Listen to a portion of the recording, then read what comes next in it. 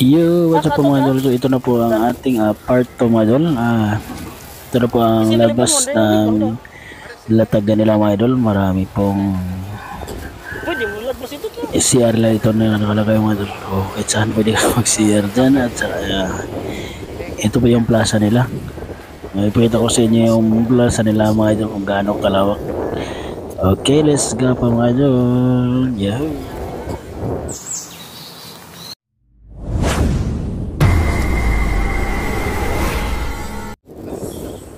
So yan po mga idol ang labas, no? O sobrang lawak ang kanilang plaza mga idol. At kasama ko naman po aming kapinsanan po mga idol. Yan. Aking pinsan na kasama ko sa maggala. At nasusuka na sila kasi amoy tae daw. Amoy tae daw yung CR. Yung CR para hindi amoy tae. Wala sa ayo. Ano yun mga idol? Ang lawak talaga lang mga idol. Yan. Kita ko na sa inyo mga idol gano'ng kalawak. Kita na, let's go.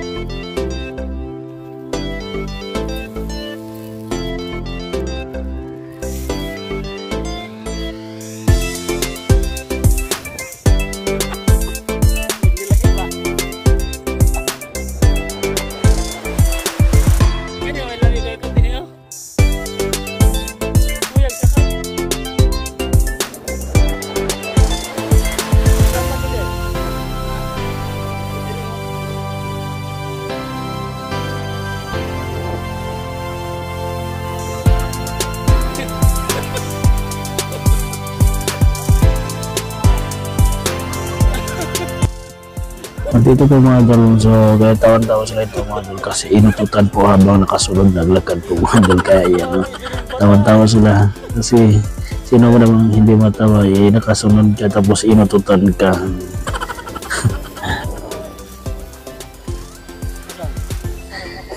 Andito yung mga idol, so pauwi na pala kami dito mga idol, sasakay na kami ng train kasi tapos na kami bili, at saka yan po mga idol, ang ganda ng plaza lang po mga idol, at saka may ano pa dyan mga idol, yung sa pagsabakay kay galing sa Changgang Hospital po mga idol, sa di pinakapunta, so maganda talaga dito.